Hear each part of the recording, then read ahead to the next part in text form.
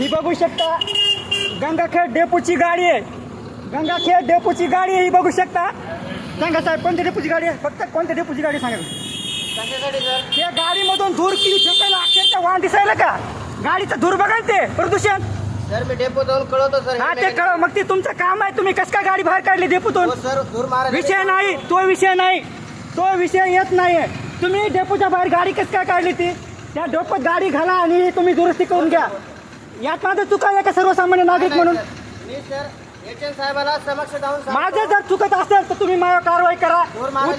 उतरून माझ्या थोबाडीत हाना चुकत असेल तर. सर माझ्या लॉकशीटला मी लिहितो मारते म्हणून गाडी. एक तर प्रवाशांचे भाडे वाढ झाली आणि हे प्रशासन जर प्रवाशांना अशा सुविधा देत असेल तर करायचं काय?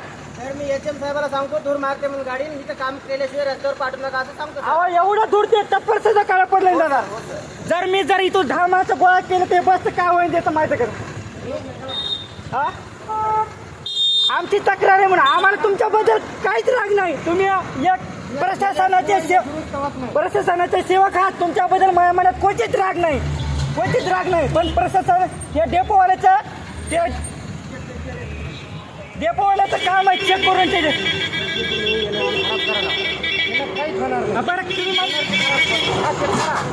म्हणतात की साहेब तुम्ही व्हिडिओ केला ना काहीच होणार नाही. तुमचं नाव सांगा. तुमचं नाव सांगा. तू व्हिडिओ केल्यानं काही होत नाही. तक्रार केल्यानं आता तुम्ही गेल्या बसमध्ये जा डेपोमध्ये तिथं डेपोला सांगा तुम्ही अशी गाडी रोज ह्या गाडीच्या तक्रारी ड्रायव्हर काय जे दोष आहे मग ही गाडी एवढं दूर अहो गाडी परवा वाहन समोरचं वाहन दिसायला काय एवढी धूर फेकायली गाडी ती? ड्रायव्हरचं काय काम आहे? गाडीत हे फॉल्ट आहे. अहो तुम्हाला या गाडी ग्लास मधून दिसत नाही तर गाडीचा धूर हे ग्लास कशासाठी आहे? मग ते ड्रायव्हरचं काम नाही इथून धूर फेकायली गाडी. अहो ती गाडी रिटर्न परभणीला गेली. ही गाडी मी बघितली होती जाताना परभणीमध्ये लागली. तुम्ही परभणीच्या डेपोमध्ये तक्रार करायला पाहिजे होती. ही गाडी एवढं दूर परभणी तसं जमत नाही का तसं तक्रार करायला परभणी डेपोला? तिथे मग तुम्ही काऊन नाही दाखवली?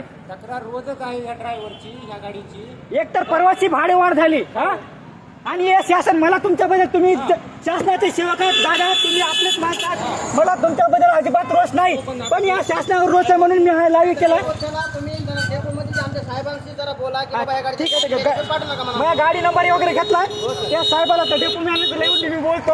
वेळ भेटला तर तुमच्याबद्दल काय नाही. चला धन्यवाद. आमच्याबद्दल असेल तर सांगा. तुम्हाला तरी बी मी गाडी तुम्हाला मी दोन वेळेस वरटेक केलं गाडीला थांबवा म्हणून तुम्ही थांबली नाही.